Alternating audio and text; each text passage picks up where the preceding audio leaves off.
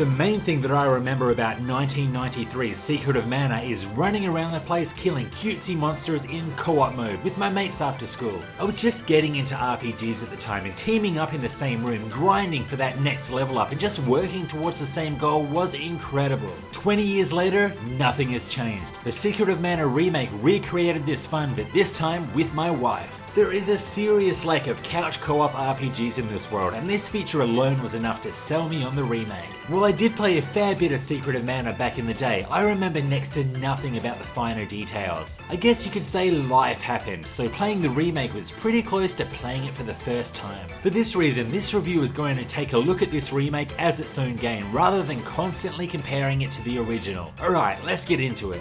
Secret of Mana tells the tale of a boy stupidly walking across a log and then plummeting to his doom.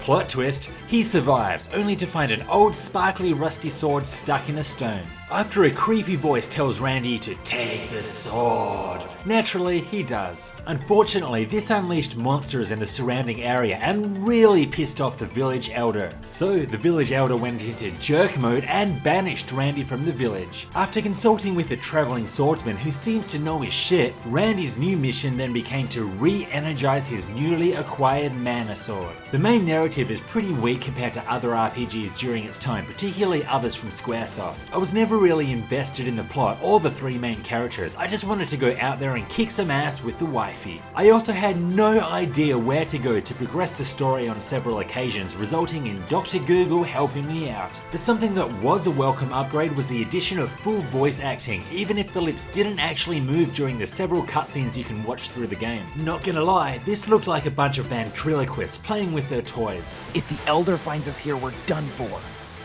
Yeah. We're not supposed to be here. Everyone in the village knows about the ghost. The Secret of Mana Remake is presented in the same style as the original. Here we have the same top-down view, but this time we have full 3D graphics. To be honest, there are loads of PS3 games with better visuals, but I personally thought that the lack of realism reflected the original style quite well. Also worth mentioning is the little mini-map in the top corner, which retains the traditional 2D style, which was a nice touch.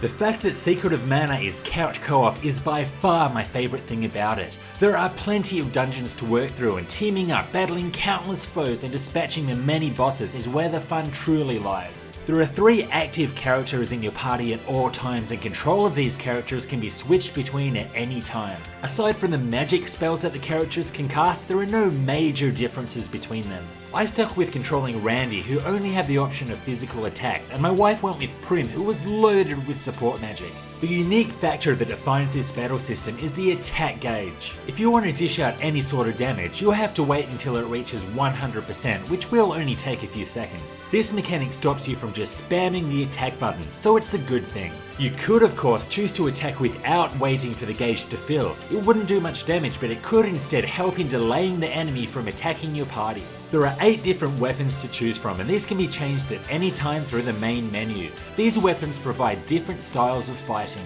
The axe, for instance, is generally the most powerful offensively, while the bow allows for ranged attacks, but it's often quite difficult to hit your enemies. These weapons can not only be upgraded through the blacksmith, but your characters can also become more proficient in using them. Doing the latter won't increase their attack power, but instead allow you to charge your attacks for more damage. This whole charging mechanic was a missed opportunity in my opinion. Sure, you can just hold the attack button for 10 seconds to fully charge your next attack, but a lot of the time it'll probably miss. The excessive amounts of missing that you'll do is why I rarely charged my attacks and usually just stuck with the level 1 attacks. After all, missing an attack after waiting for only a couple of seconds is a lot less frustrating than missing an attack after charging for 10 seconds. The armor and accessories that you can equip are pretty standard and don't really require any thought. It usually just involves going to the newest shop, then buying the newest equipment. But that assumes that you even want to go to the shop at all. I mean, the shopkeepers are just creepy. Ask yourself, would you shop here?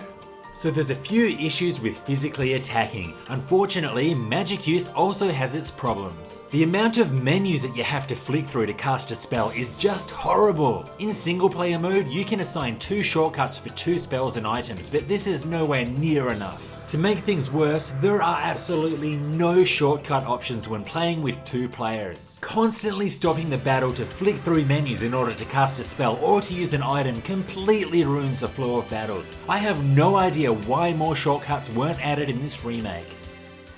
And that's the gist of it, the Secret of Mana Remake. I love it how Square Enix remade a fan favourite classic RPG from the 90s. It's both charming and recreated a lot of the fun I had in the past, but I also believe that this was a huge missed opportunity. There are some glaring flaws in the gameplay. I chose to neglect the charging system due to the amount of times my character has missed their targets. The lack of magic shortcuts also considerably ruined the flow of battle. There is no reason why these mechanics couldn't have been tweaked this time around. The single best thing about Secret of Mana Remake is the couch co-op mode. It is as fun as ever and it's also the game's saving grace. If you're playing with a friend, then the Secret of Mana Remake may be worth a shot, but unless you're a die-hard fan of the original, playing solo may be a bit of a chore. This was Hellfire RPGs. Thanks for watching. What did you think of the Secret of Mana Remake? Let me know in the comments. See you next time.